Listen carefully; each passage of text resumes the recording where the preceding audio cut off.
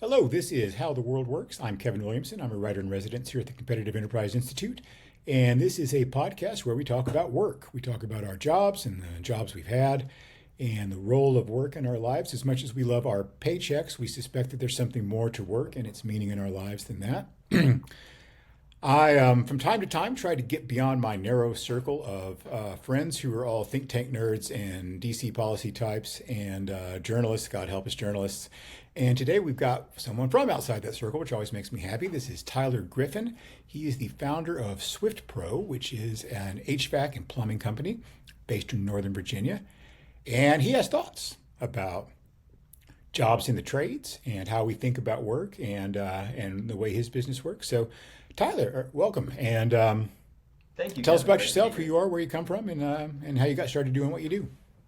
Sure. Well, thanks again for the invite. Pleasure to join you in this conversation. So, grew up in rural Wisconsin, so Midwest kid.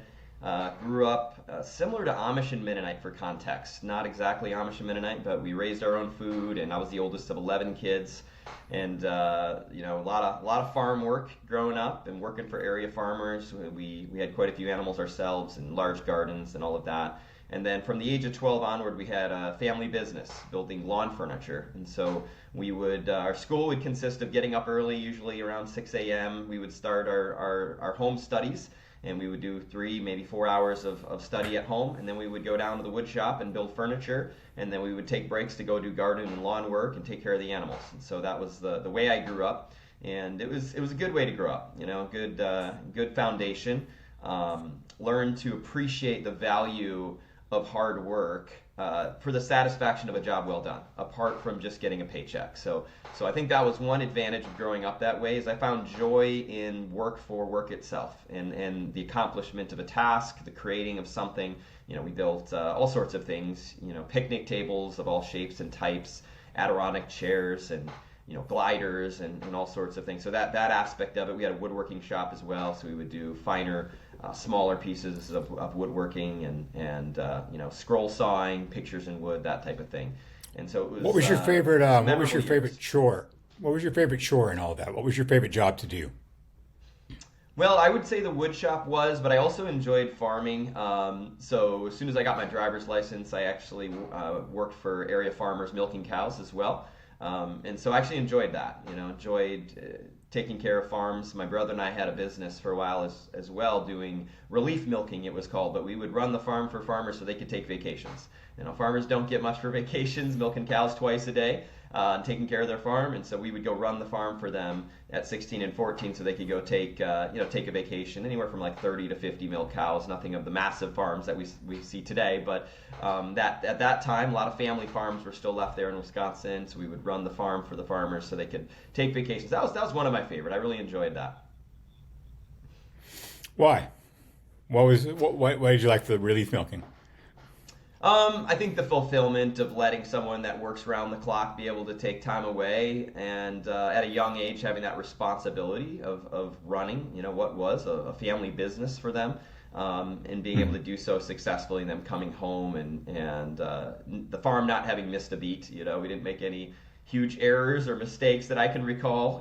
So you have to be really careful in protecting the quality of the milk, things like that. But we would carefully run the farm for them, and they would come back happy with with the results. Everything's still operating as it should, no sick cows, that kind of thing. So yeah, that was enjoyable. In terms of the woodworking, I think it was just finding joy in creating things.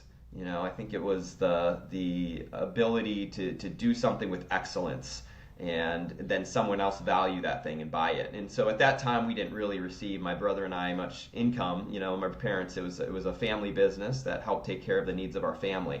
And so we found the joy in simply contributing to the family and being able to create things of value that others could enjoy. Yeah, and just to be clear, you said that you would take a break to go mow the lawn. I don't think you're really entirely clear on what the term "take a break" means. Perhaps that's a difference in work ethic between the two of us. When I take a break, I take a nap or have a coffee or something. So I don't. I take a break from mowing the lawn, not a break to mow the lawn. Although who are we kidding? I don't actually mow the lawn either. So Yeah, that's that. yeah. I got boys to mow the yard How, now, so that's yeah. So how did you get definitely into different. doing how'd you get into doing HVAC and plumbing and stuff? And tell me about where your business is on that. Are you working on the construction side of things, or in later installations, or what does your company actually do? Residential replacement is what we focus on.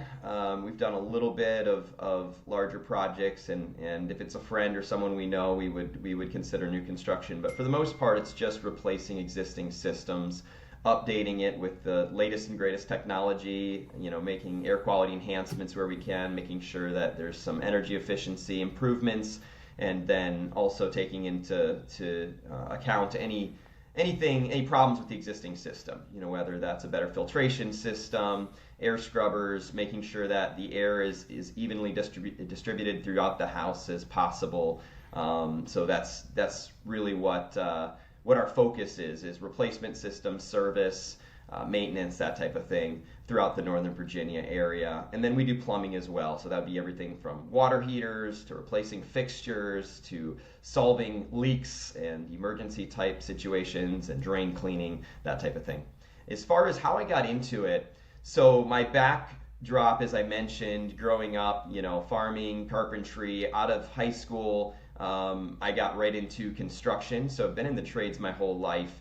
It actually started when I was 13 years old. We bought a barn. In the midst of describing how I grew up, we bought a barn, my family did. We turned it into a house in a matter of months, and I fell in love with that transformation process. It was just a really memorable experience.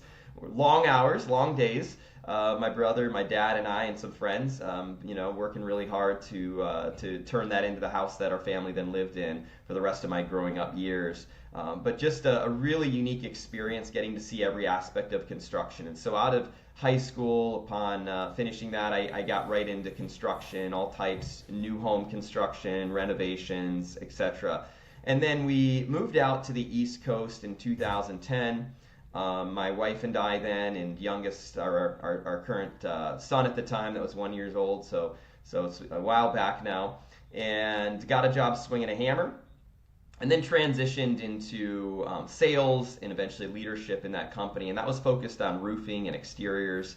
And so worked in that company for a while, actually doing design build projects, bathrooms, kitchens, renovations, and additions for a bunch of years. And then eventually transitioned from that company to another company that had been around a while but was focused on growing.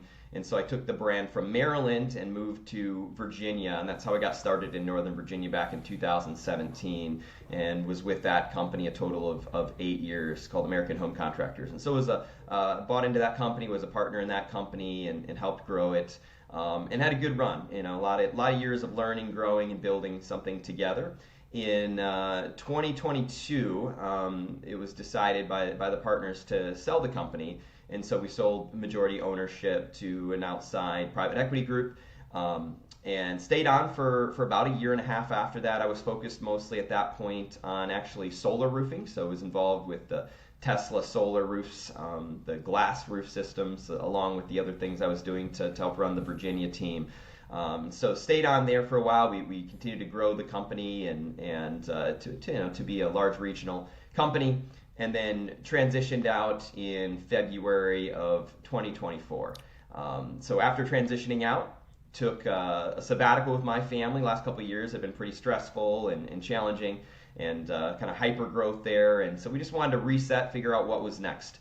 So took upon advice from friends and just the Lord's leading and discussions with my wife, we took a 6-month sabbatical with the family, which was a really good time. About halfway through that time, we took a trip internationally and visited some places we'd wanted to for a long time, Rome and India and Greece.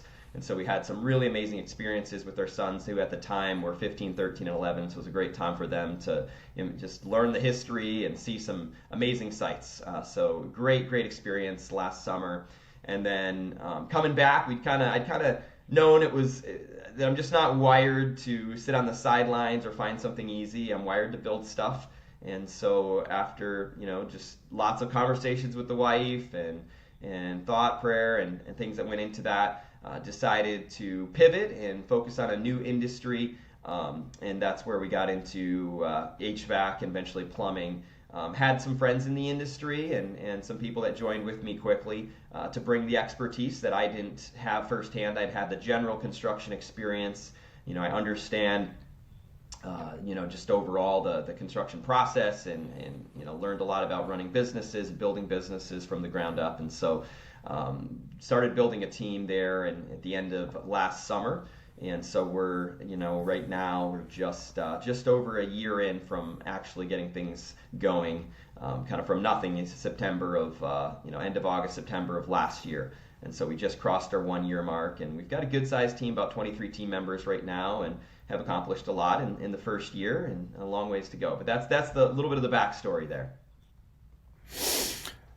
That's one of those great American success stories, from milking cows to private equity is always in there somewhere, and then taking 6 months off to travel internationally and all that stuff. That's quite a story arc. That's the sort of thing that I find encouraging. One of the things you've mentioned that you wanted to talk about, I want to get your thoughts on, is jobs in the trades. And I have a lot of people in my life who are involved in construction, and I often hear people talk about this supposed labor shortage in these industries. And I say supposed because I'm not 100% sold on it, although maybe you will be. My usual answer to that is, have you tried paying people more? And I generally find that that offering more money for jobs tends to put people into those jobs. But I understand that there's also some issues about skill and specialization and people who need to be trained up for certain things who aren't being trained up for those things. And people who listen to this podcast will know this is kind of a bit of a spiel of mine, but I think one of the big problems with the way work works in our country is that there's certain jobs that you've got a real clear path for. If you want to be a lawyer, you know what to do, right? You go to college, you study X, Y, and Z, you take the LSAT, you go to law school, yada, yada, yada. But if you want to be, a welder, or you want to do, something that's more oriented toward the trades, there often aren't very, very clear paths that way. If you're a 15-year-old man, 16-year-old man, you're in high school, you're someone who wants to do that kind of work, who doesn't really feel like, a 4-year university education's for you. It's not as clear a path. So talk to me about those jobs a little bit and how you find people for them and what we ought to be doing about them. Yeah, I think it's a little bit complex. I mean, at the macro level, there are statistics that say for every one new person entering the trades, mainly speaking of like plumbing, HVAC, electrical, there are roughly right now like 3 exiting, right? And so we do have a shortage currently, and that's projected to get worse before it gets better unless we can fix it fast enough. So that is there's I think a lot of truth to that, and some companies really struggling to find people. And I think that the reasons for that are somewhat complex. On the one hand, I think there's been a devaluing of hard work. I think that a lot of mindsets have been around trying to find the easiest job possible, and thinking that there's somehow that they will have a more enjoyable life. And then I think there's been a generation, not all, but I've spoken firsthand to a lot of parents, even guys in their 40s, 50s, and 60s, that did not want their kids to follow them into the trades. Even if that might have been their path, they had somehow felt it was too stressful, too hard of work, and maybe it was cultural influence, maybe it was firsthand experience, but for whatever reason, they wanted their kids to get that college education. They had somehow felt less than by not having that themselves, and so they wanted their kids to essentially get a desk job, a white-collar job, not pursue something in the trades. And so I think that's affected things. I think that we have to recognize some of our young people are wired to work with their hands. They're going to be happier working with their hands. I think that we've devalued work, and we need to recognize that hard work is a good thing. And getting out and sweating is a good thing. And not everyone is wired for that. Not everyone may find their purpose in that, but some will, and some need to. And some are going to be much happier in that sort of setting. And so in terms of how we shift the tide, I think there's already efforts being made for that. I think micro, for example, with dirty jobs. I think there's people in culture that are certainly bringing this to the forefront and emphasizing both the fulfillment and the career potential of jobs within the trades, within what you'd call the blue collar, type of jobs, right? And the reality is, for a lot of young people, not that finances are the only part of the equation, far from it, in my opinion, but you can actually do far better by going to trade school or getting an apprenticeship right out of high school and getting just into the trades, whether that, again, could be HVAC, electrical, plumbing, or variety, like you mentioned, welding, a variety of other trade jobs.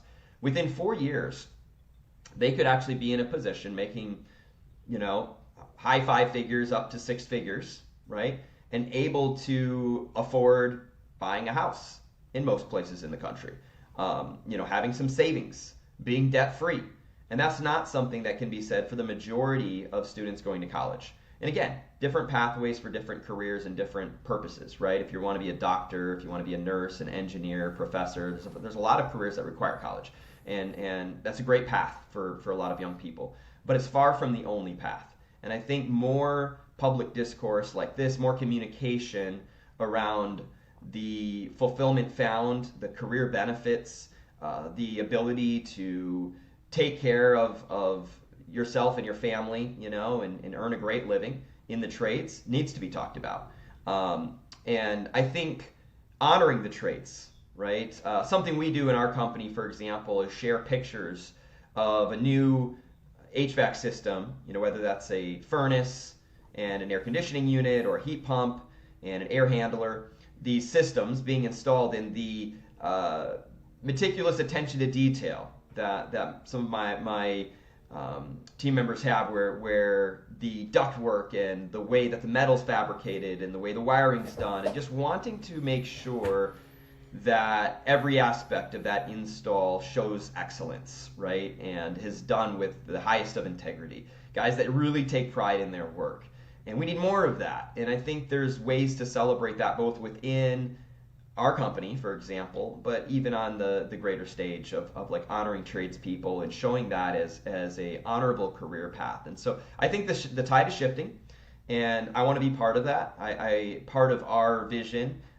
We're not doing as much as we'd like to. We're brand new, right? And we've got to establish ourselves before we can do a lot, but we've already enjoyed being part of some folks' growth in the careers, whether that's learning sales abilities so that they can enhance their income earning potential, whether that's, we have a young man working for us that is out of high school and we did an internship over the summer. He's now transitioning to more of an apprenticeship now and wants to become a HVAC installer, and so he's going through a process to learn that. That's years, right? It's not months, it's years to learn everything involved with that to where you can really be an installer. But that's the pathway he's on. And so on a very small scale, we're starting that. And I admire companies that have training programs, some world-class facilities where young people can go and do some initial, like a boot camp experience where they may have a month or two of intensive training and then get out to the field and have an apprenticeship where they learn the trade. And so I think there's a lot of different answers for it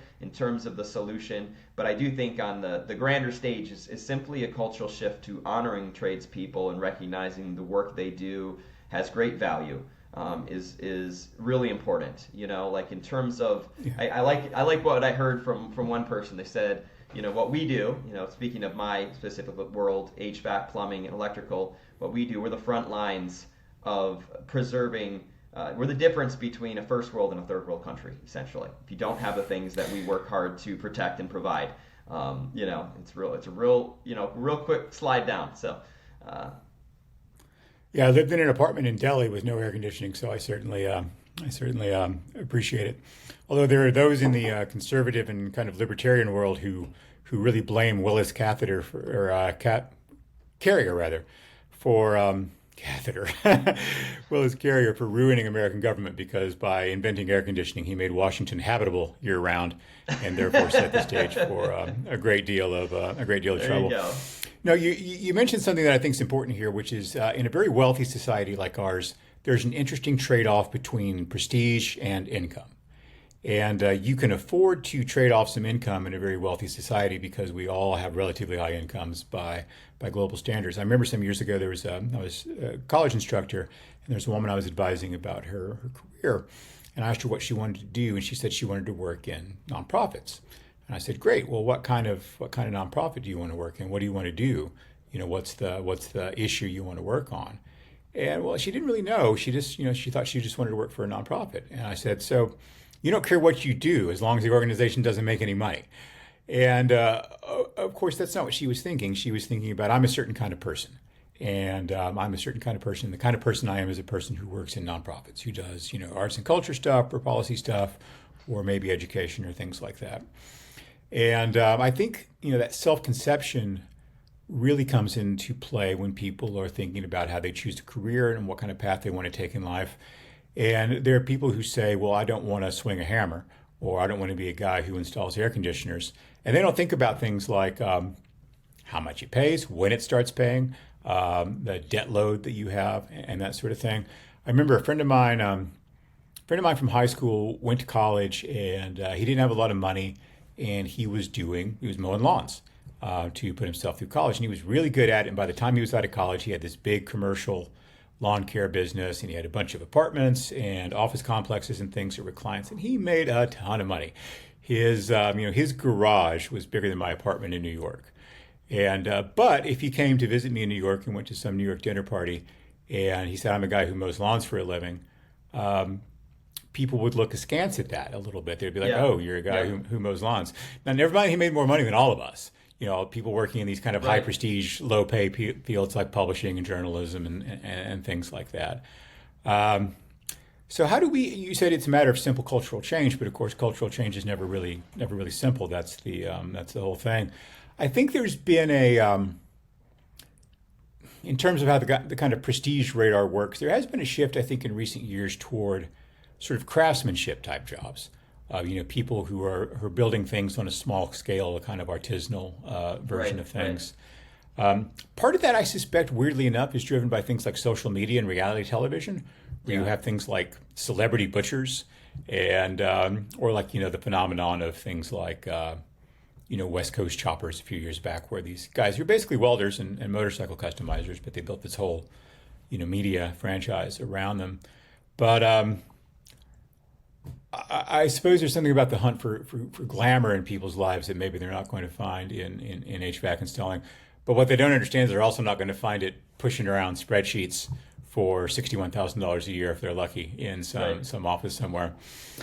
I was thinking about your business a little bit, and you can certainly speak to that if you want. But the other thing I was thinking about is the real question I want to ask you is that since you do residential replacement, most people aren't happy to see you, I assume, because something is broken, and they need it fixed. Is that your life? Is people who are saying my furnace is broken and it's winter, I need it fixed, and my AC is broken and it's hot here, I need it fixed? Is that mostly what your customer looks like? Well, I'd actually say the opposite, thankfully, is most Oh, people good. are happy to see us if we can show up fast and fix their problem. Well, Right? yes, there's that. If they've got water leaking everywhere, causing damage, if their AC's gone out and it's 100 degrees outside, or the furnace has gone out and it's cold.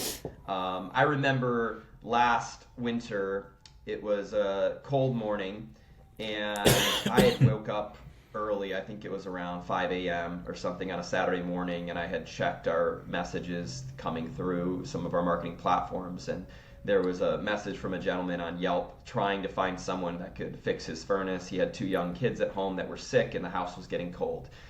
And another company had come on Friday, and due to safety reason, they had disconnected the furnace and shut all his heat off. They had not brought any heaters, which is something we do as well to try to make sure families stay safe. Heaters or air conditioners, will bring temporary ones when we're helping someone fix their system. And they'd simply said, the part's not available till next week. Hopefully we can be back Monday to fix it. And that was their answer. And so he was desperate at this point, trying to find someone that could come fix it. And so he knew the part that he needed. He had a picture or whatever of the part. It was a specialty motor component inside of the furnace that was needed to be replaced, and some other things fixed on the furnace. And so I got on the phone with him. I then called one of our suppliers. I paid cash basically for one of their young guys to come in and open the store and get into the back, find the part that was needed. I'd had a conflict with a school meeting for one of my boys. My wife ran the part over, and I had one of my techs meet her, and she ran the part over. He got the part from her, went into the gentleman's house, and within a couple of hours, by mid-morning, we had the furnace up and running in his house, heating up. That review is still online, and it was a more meaningful review. So that's just an example of what we get to do.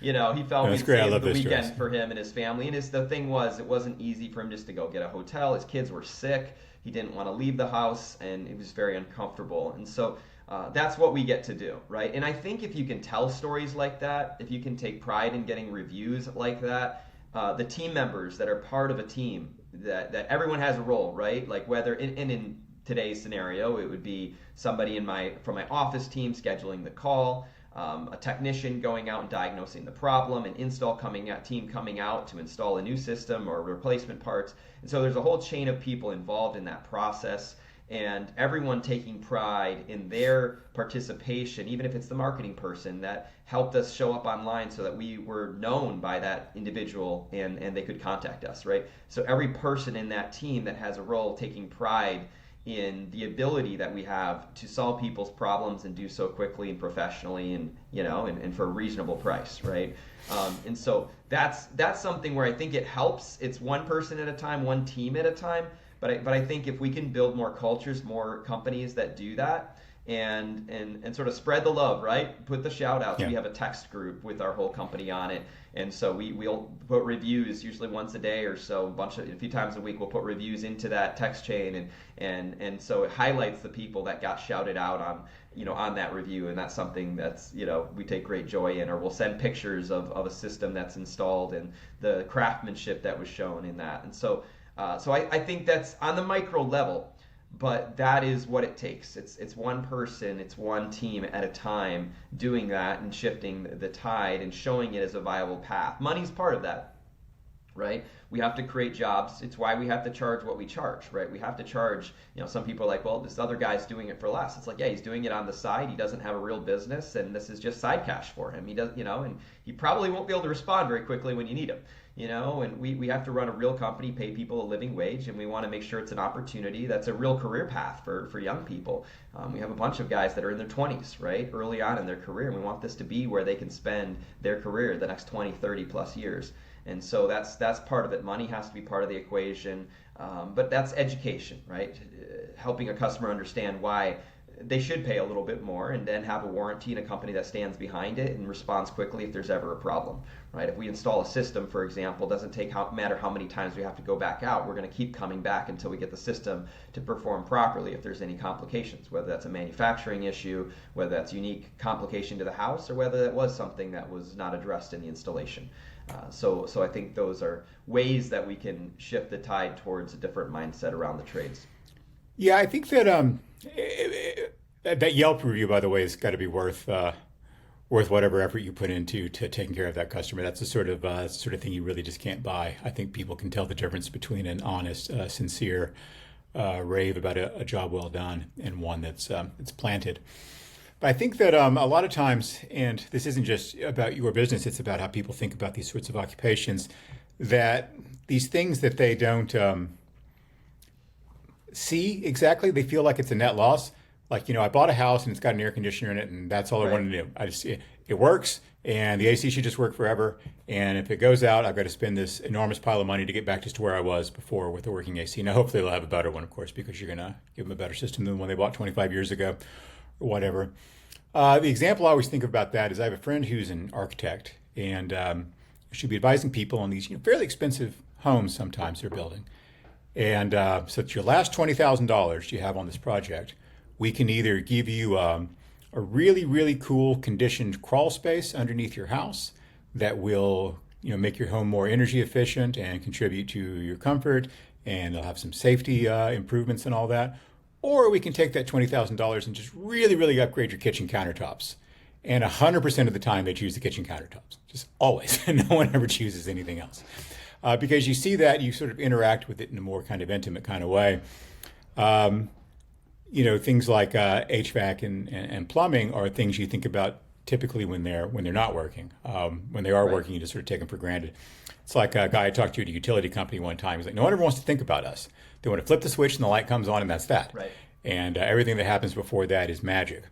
And which is maybe how we should think about it. Maybe we should treat it like magic because that's, when a technology and a system is working the way it's supposed to, it's just there in the background. You don't think about it too much. So what I was going to ask you though is if I'm, say I'm a 16-year-old guy and I'm in high school and I'm smart and I'm hardworking, but I'm not particularly interested in academic stuff. I don't want to go to college and get a degree in communications or French or sociology or psychology or criminal justice or anything like that. And I want to do something more like what you do. What do you tell him? Well, I think a good way, at least, in terms of getting exposure, a good way is to simply get to hang out at a shop with some guys doing the work and where it's safe. For example, we do duct cleaning as an example, and I can put a 16-year-old into a situation where they can go into a home and participate in some of the work that we do. That's, you're not touching wiring, you're not doing anything dangerous, and so they can go in and participate in that, in that trade. And it could be at the same time as we're installing a new system and observe the work being done and the kind of guys that work for us. And we've had that where some high schoolers have been able to come in and observe that, and that kind of opens their eyes to, okay, these guys seem to be having a good time. It's hard work. It's not fun to be in a 110-degree attic for sure. That's one of the downsides. But there's a fulfillment aspect to this work. I can see myself doing this work. And you're right, there are young people where the academics are just not where they find fulfillment. They don't want to spend 4 more years in a classroom or more than that for some career paths. They want to work with their hands. They maybe were more athletic. They liked sports, but they're not at a level where they're going to pursue that post high school. And so it gives them just another option. And I think more awareness, more exposure. I think social media is helpful when it paints the trades in a positive light. That's why I appreciate the efforts of those that do that, like I was mentioning with Dirty Jobs and other efforts being made. And I think there's more of that happening now, and that's where there's more interest at the high school level. And I also think within the teachers, the influencers within these school settings talking about it, I think that's happening. That's starting to happen. We've been approached already, through some high schools interested in partnerships and us coming in and talking about what we do and why it's important. So I think, why are other career paths? Why do they look more appealing? It's simply perception, And again, some people are meant to be doctors and nurses, and thank God for them, and professors and lawyers and all these pathways that take a lot of years of preparation. But if you're simply becoming a doctor because you want to make a lot of money, I think we both know that that's probably not the best path. That's a lot of years and a lot of hard work, and coming out the other side, you may not make that much money. I remember a friend of mine that was highly educated and a great doctor, specialized doctor, and we had this conversation. This was like over 12 years ago, but just kind of about, I was in sales and blue collar construction, at that time, and he and I were having a conversation, and when we factored out the type of insurance he had to pay for, malpractice insurance and a bunch of other things, it was like, at the end of the day, I was taking home more than him, Yeah. and he'd had 12 years of preparation to get to where he was, and he was still paying off debt. And so again, it's not diminishing the value of that. That is an incredibly valuable career path for our society, and we need doctors. But it's just, we've devalued the trades, and I think it's shifting more of a spotlight on the trades, the value they bring, and the honorable career path that is, and that there's a percentage of our young people that are going to be much happier working with their hands, pursuing a trade, and actually make more money with less debt and be in a better position to thrive, in a variety of ways by going into the trades. And so, yes, I think the more these conversations can happen, the more that young people can understand that, the way we can shift parents' perception of not looking down if their young person wants to pursue that path, thinking like, oh man, if they don't go to college, they're just, because there's so many of those studies and reports that came out that I think are damaging, right? Where it's Yeah. like, oh, if you don't get a college education, you're doomed forever to this lower tier and you'll never make great money. And that's just simply not true. Yeah. There's a lot of ways to learn. There's a lot of ways a lot of different career paths. And so the trades are an example of you could work with your hands straight out of high school, you get into the right situation, you can be making great money, no debt, and have a great career path with a lot of upside. There was a guy I met in Austin back in the 90s, and I wish I could remember the name of his company. The first word in it was something Greek. It was like a Greek academic term. It was like synthesis construction or something like that. I Okay. don't remember what it was. And the reason he called his company was because he had a PhD in Greek philosophy and spent his spare time reading ancient Greek and stuff. But his job was building decks. And Yeah. he was a sort of a general contractor, and he was building a deck for someone I knew. And he did other sorts of work, I suppose, too. And I like that story because there is this often unspoken, but sometimes unfortunately even spoken, assumption that people who do that kind of work just aren't smart. There's very, very smart people who do, work of the sort that doesn't take a college degree to do. Um, it's an unfortunate, I think, just sort of set of assumptions. And I've told the story before about a guy I know who his family had an auto body repair business, and he started there when he was in high school, built it Yep. into this just great company, and made tons of money. And people would say, just imagine what he could have done with an education. Mm. What are you talking about? Yeah. He's doing just fine, and he likes what he does, and he's a smart guy. It's galling sometimes to go through that stuff. Yeah, it is. And I think what is being highlighted by that comment is thinking that formal academic education is the only pathway to learning.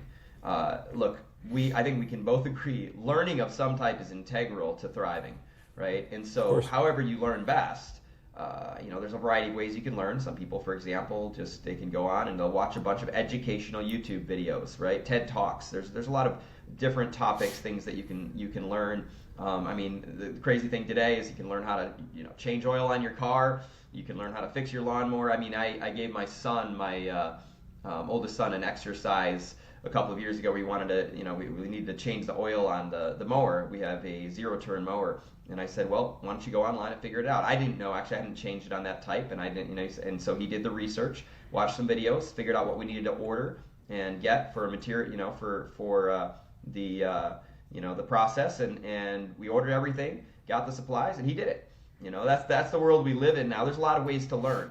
For How me, old for was he when you example, gave him that assignment?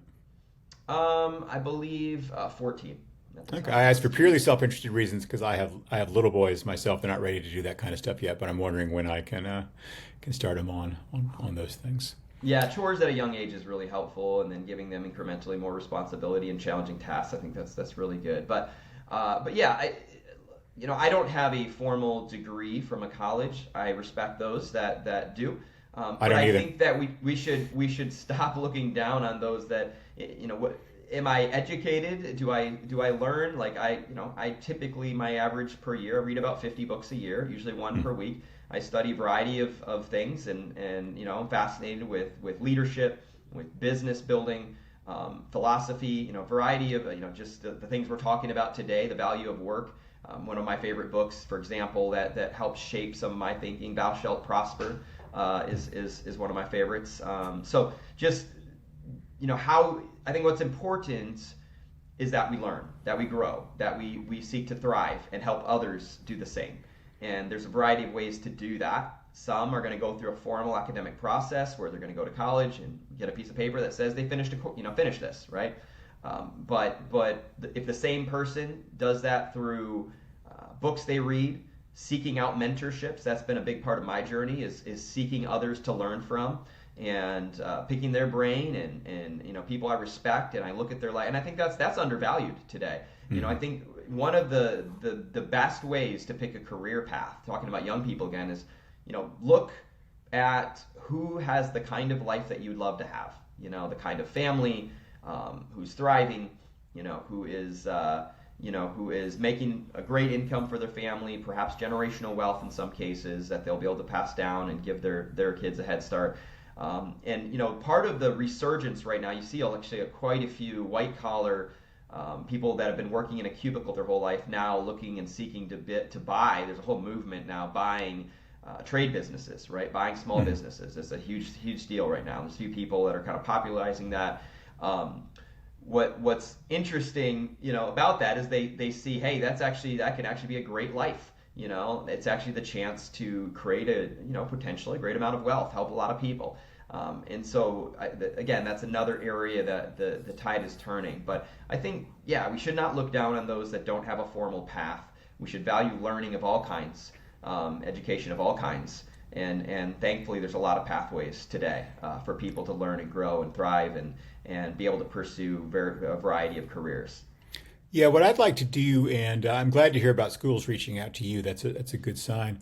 Is what I'd like to do is to come up with ways to help make those pathways more legible to people, more easily identifiable to young people especially.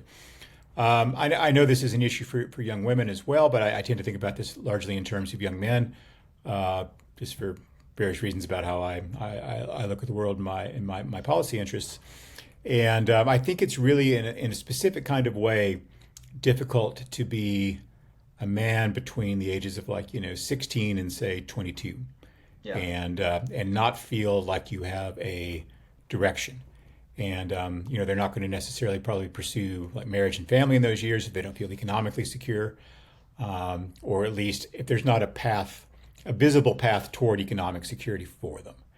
And it just all seems kind of mysterious, I think, from that point of view. I can remember being 16, 17, and so much of life just seemed like happenstance. And now in my early to mid 50s, I look back and understand that yes, a lot of life actually is happenstance, but there are things that you can sort of plan for and do and pursue in a more programmatic kind of way. And some of the ways that we try to create pathways for people I actually think aren't really all that useful. I was a newspaper editor most of my life and a magazine editor and that sort of thing. And I don't think I ever hired anyone with a journalism degree. At least I never hired anyone because they had a journalism degree. At the same time, I've never been asked about that. I actually don't have a college degree myself. I left before I finished. No one's ever asked me for a transcript. Right. They asked to see your work, what you've done, and now I'm at the point where people know my work, so that makes it a little bit easier. But still, if I were trying to explain to someone how to get from high school to doing what I do, I would still tell them to go to college. Simply because that is such a cutoff for so many organizations, right? Where they just simply won't look at someone who doesn't already have a BA or specialized degree, that sort of thing, which I think is it's not only is it's a mistake, but it's a specific kind of mistake related to that kind of prestige farming I was talking about earlier, where there's some occupations where you really do need a whole lot of specialized training and probably a license, like being a brain surgeon, right, or something like that. And I think a lot of other occupations like journalism, what I do, have looked at those things with a bit of envy and said, we want to have something that's kind of more like that. So we're going to have like a journalism degree that sort of functions kind of as a license, it's permission to do what you do. And you've seen that in other things. It's happened a lot in education where you can be a very smart, accomplished, enormously educated person and find it difficult to get a job as a teacher because you don't have a degree in education. Yes. Maybe you've got one in math or philosophy or something, but which is just asinine, from my point of view. So it would be good if we could find ways to make those paths more visible. Unfortunately, the institution that is most obviously suited to doing that are the public schools, and they're not very good at that sort of thing. They tend to. Well, there are bureaucratic issues there. I'll put it gently and charitably. There's not a lot of dynamism and innovation and entrepreneurship and energy in those sorts of institutions. Partly because of the way those institutions are designed, and partly because of the sort of people who work there, who are attracted to those jobs. But I wonder if you have any thoughts about how we could maybe juice that a little bit and goose it and get people to do this, so we don't have to do it ourselves because you and I don't have time for it. Yeah. Well, there's a story, probably a fable, that I'll just say, and then I'll just add my quick thoughts. So, father and son walking on a beach after a big storm on the ocean there, and it had cast up these thousands, maybe millions of starfish all over the beach, and they were littered, and they were dying in the sun, and going to die by the thousands or millions, and the son was walking along, and one by one he was throwing in all the ones he could. And the dad turns to his son and says, "Son, you're really not going to make a difference. There's way too many of them." And then he reaches back down, throws another one in. He says, "But Dad, I made a difference for that one." So I would just say sometimes we look at these macro issues, these big problems, like you were talking about with the public schools, the way they function, the issues with our young men, which I agree is a big deal. I'm raising 3 of them, and so recognize that and the importance of their development and growth. And so we can sort of be paralyzed because the problem seems too big, and anything we do is not going to make a dent. What I can say from my growing up years, 15, 16, 17 years old, is that I was shaped and influenced by one relationship at a time with men that were 5, 10, 15, 20 years older than me, and that helped me see things I couldn't see and showed me an example of what I could become. And yes, my dad was a great example of hard work, but there was a number of other men in my life that helped shape me. My first boss in my first construction job, which taught me a whole different level of hard work, right, and hustle, that I didn't know from the family business side. And so for my boys, what I seek out, not only to be that influence on them, but to intentionally place them in situations where they can learn from other men, whether that's through our church, our community. My middle son has a band teacher that has influence on him. When I talk to him about his favorite teachers, it's been his computer teacher, he sort of like these drill sergeant type guys that are loving but a little maybe strong in their leadership style, which is good for, I think, especially middle school aged young men, and then into high school they need that. And so I just think for those of us that can, we should seek out every opportunity to help model and show the next generation what's possible, challenge them to be and become their best. And again, it's one life at a time.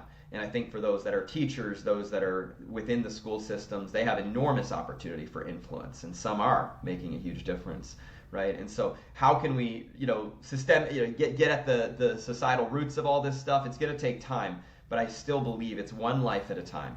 It's looking for every opportunity to shape and influence the next generation. And we're all of us within our communities, whether we're coaching a sports team, whether it's friends of our kids, we all have, grandkids, whatever stage of life we're in, we have opportunities to influence that next generation. I think we have to seek that out. We have to look for that, and we have to support organizations doing a good job of that, and understanding the importance of that, and seeing how tragic it is when young men go off the rails and become, just embrace warped mindsets and false beliefs about themselves and society and others, or hatred of others, and just the tragedy that ensues. And so I think looking for opportunities to make a difference one life at a time, influencing the next generation. I have a principle of leadership that I call 3M: model, mentor, multiply. So many want to influence others, but first we have to be a model of excellence, a model of the virtues that we seek to teach others. We have to embrace ourselves, and not, that's where hypocrisy, people are going to reject you, certainly young men, if you don't embody what you're telling them to do. Then mentor, and that takes time and relationship and context, and hey, come alongside me, watch what I do, watch the way I live, and opening your life for that. And then the impact of that can multiply out through others, and they can do the same for others. And so I think that's really key in seeking to make a difference. Tyler Griffin of SwiftPro, thank you so much for your time. I enjoyed the conversation.